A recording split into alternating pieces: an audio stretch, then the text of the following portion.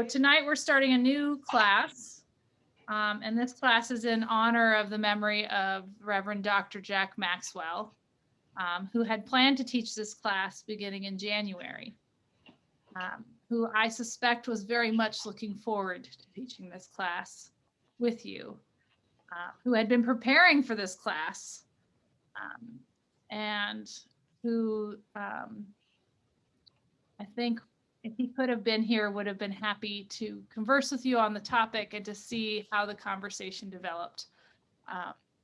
I'm grateful to his widow, to Sandra, who was gracious in sharing his lectures so that we can enjoy them together. That is the gift that she gives us tonight and in the weeks that follow. And in his honor, we are working on a memorial gift to thank him for his contributions to our program of learning here at Trinity. So I'll have more details about that as we get going. But tonight we're going to begin where Jack would have begun, and that is with his first lecture, which he titled Allies of Life in the Dens of Death.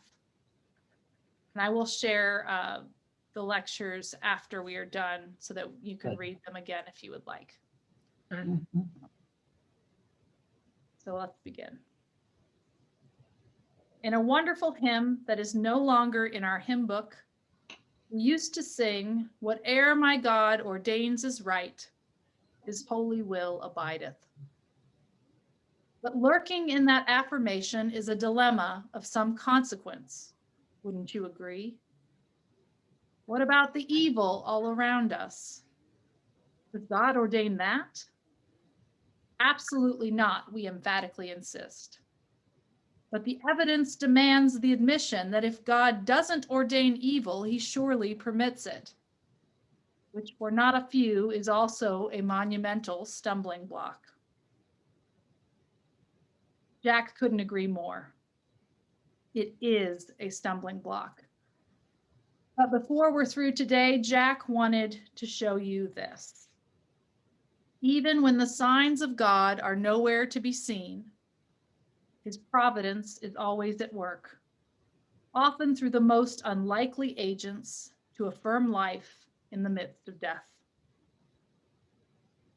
The opening chapters of Exodus tell about the allies of life in the dens of death, but we must first deal with the dens of death. And as the story gets underway, we don't have long to wait. At the conclusion of the book of Genesis, the triumphant Joseph has brought his father Jacob and his 11 brothers to Egypt, a retinue of 70 in all. The grateful Pharaoh settled them in the small but fertile area called Goshen. There they awaited the fulfillment of God's promise to Abraham that his descendants would become a great nation, one day returning to Canaan, the fabled promised land. The story resumes 430 years later, and one wonders if any among them even remembered the promise anymore or bothered to rehearse it. But they were soon to discover that their treasured past carried with it a power capable of bringing a mighty empire to its knees. Now a new king arose over Egypt who did not know Joseph.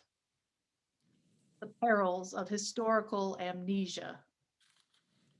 The Hebrews had prospered and multiplied and filled the land of Goshen, but there were hardly thousands upon thousands of them. Yet this Pharaoh felt threatened by these aliens who appeared to be increasing more rapidly than the master race. What follows is a textbook case of magisterial malfeasance. First, the Pharaoh enslaved them.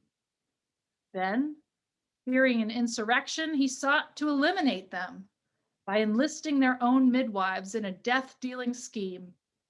And when that failed, he ordered the murder of all male babies. Beyond malfeasance, this was sheer, self-defeating irrationality.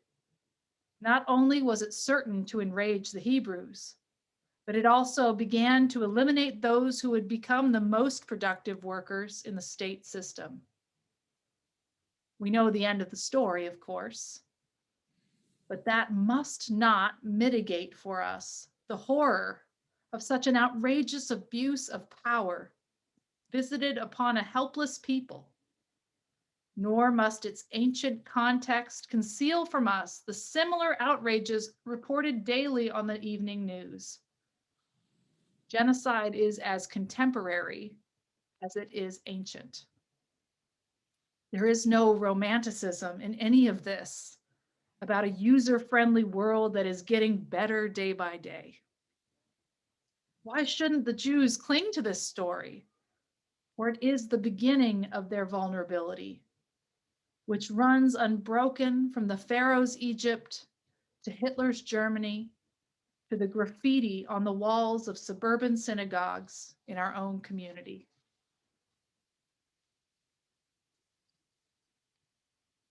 Dens of death are a fact of life. That is deeply troubling. So many.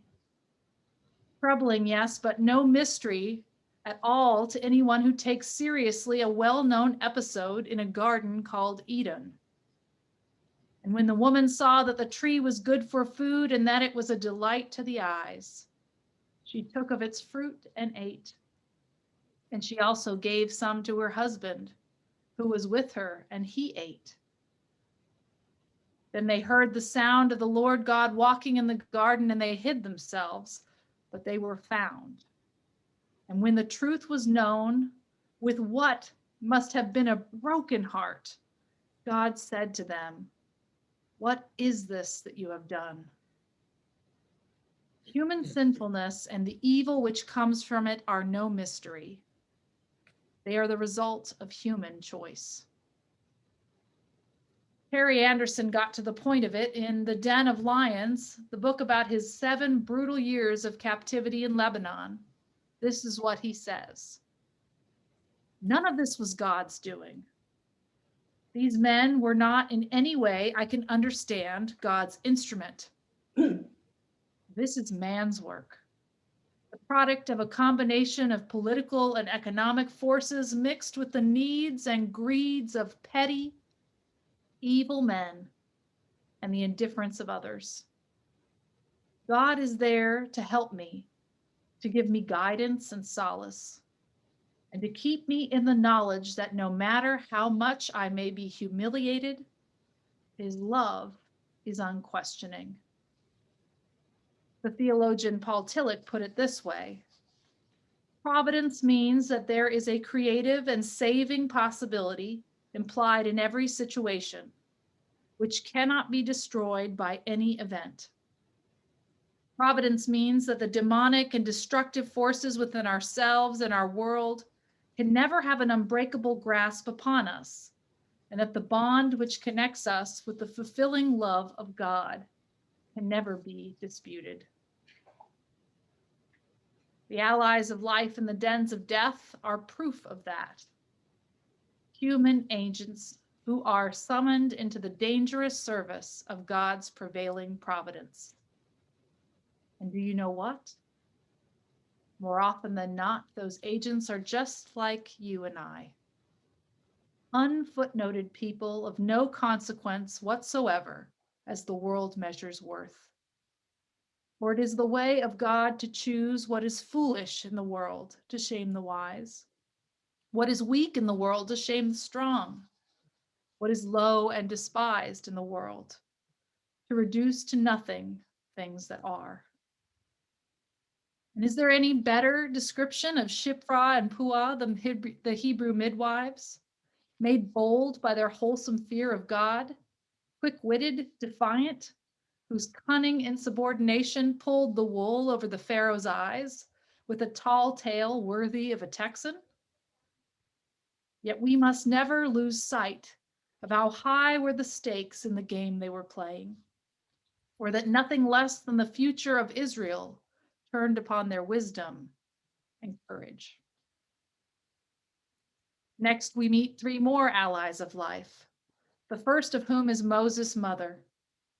His birth is a delightful story, the stuff of legend, having just the right amount of intrigue, suspense, surprise, irony, and human compassion, plus a happy ending. Nevertheless, we cannot ignore the cruelty and brutality of the context. Irony is the principal theme.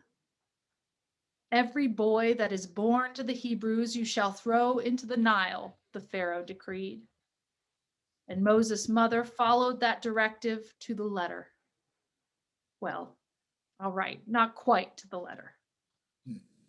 She set him adrift on the Nile, that river intended by the Pharaoh for death, but which itself, in the mystery of God's carefully concealed providence, became an ally of life. And how the ironies multiply. That basket just happened to be seen by none other than the Pharaoh's daughter, whose compassion for this alien child was an act of subterfuge, which more than anything else would destroy a dynasty of death. Knowing the outcome so well may make us miss the high drama in this encounter.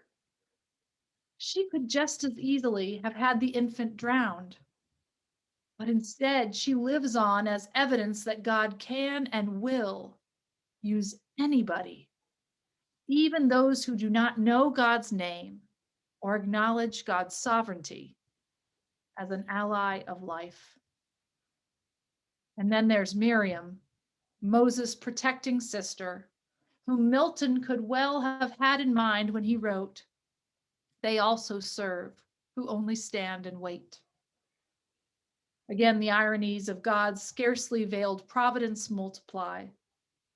This Hebrew daughter, who by the accident of gender was permitted to live, pawned the princess into accepting Moses' mother as his nurse.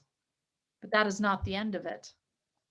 The mother gets paid to do what she most wants to do, and from the Pharaoh's budget at that. The same budget which would educate Moses and equip him with all that he needed to one day confront the Pharaoh and demand that he let my people go.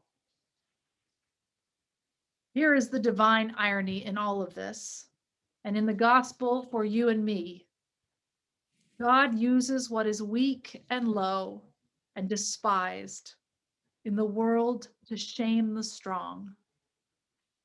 Even when the signs of God are nowhere to be seen, we may be certain that in unobtrusive and vulnerable ways, his providence is always at work, often through the most unlikely agents, to affirm life in the midst of death. And those unlikely agents could have failed, you know. Their choices were genuine, rather than a facade masking some manipulating divinity. And yet all things which led to the preservation of Moses were disposed by God's guidance and under his auspices and by the secret inspiration of his spirit. At least that is what John Calvin had to say about it. Moses himself becomes an ally of life. One day he saw an Egyptian beating a Hebrew slave, and in an impulsive act of righteous indignation, he killed the Egyptian, an act of which the narrator approves as an inversion of oppressive power. It took no time at all for the deed to be known, and the Pharaoh put a bounty on his head. So Moses fled Egypt for the land of Midian. Sitting beside a well, Moses observed 7 young women come to draw water, but they were taunted and driven away by rowdy shepherds. In turn, Moses drove off the shepherds and drew water for the women and saw them safely on their way. They told their father, who insisted that Moses be brought to their home, where he took up residence and married one of them. The church tends to skip over this part of the story and go straight away from the birth to the burning bush, but it is an important part of the action, telling us again that injustice is a form of death, highlighting the enormous contrast between the powerful and the powerless, and making the claim that anyone who confronts violence and abuse is an ally of life. In that, Moses is our model, whose passion for justice transcended nationality, gender, and kinship. But he also serves as a fair warning that the Kudos rarely honor such a passion. His wife Zipporah bore him a son, and Moses named him Gershom, which means alien. For he said, I have been an alien residing in a foreign land.